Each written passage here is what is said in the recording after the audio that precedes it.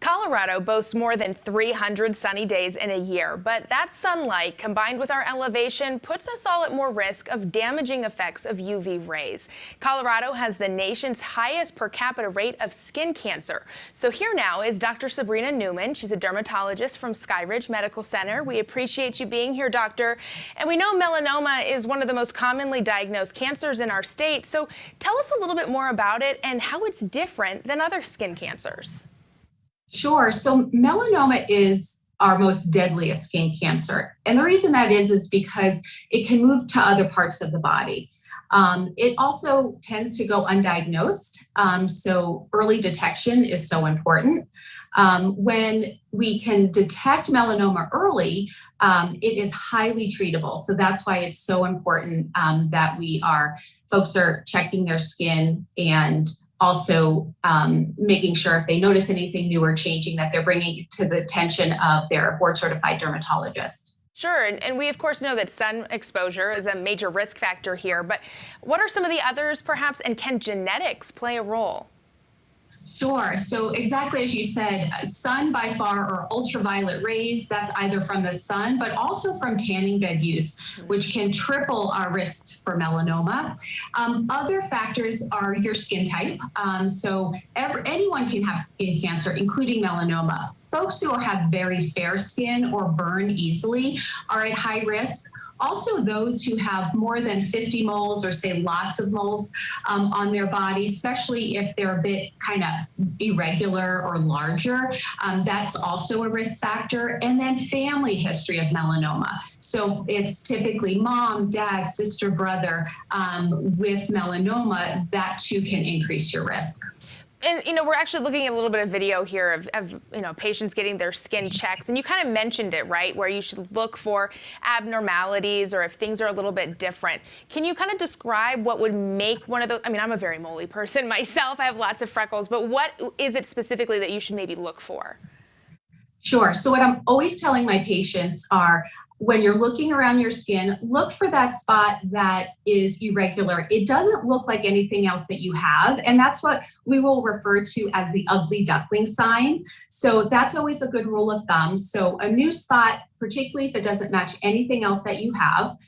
Second, if there's a spot that you've had forever, all of a sudden were to change, or to develop symptoms. So new spots, spots you've had forever that were to develop symptoms, including itching, bleeding, non-healing. Those are all things that absolutely need to be looked at. And besides wearing sunscreen, because as we've addressed, we know that the sun is obviously a factor here, what are other ways that we can prevent melanoma? Sure. So we talk a lot about sunscreen, and the other point though, seeking shade. So if you're outdoors at a baseball game, football game with your family, sitting in the shade under a tree, under an umbrella will provide help. Covering up, so large brimmed hats, sunglasses, and also long sleeves. And luckily, there's a lot of companies now that make clothing that are UV protective, and I'm a huge fan of those.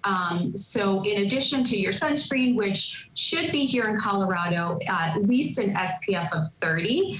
I tell folks every day, SPF of 30. If you're going to be outdoors, taking a hike, skiing, you want an SPF of 50, and being sure that you reapply every 2 to 3 hours.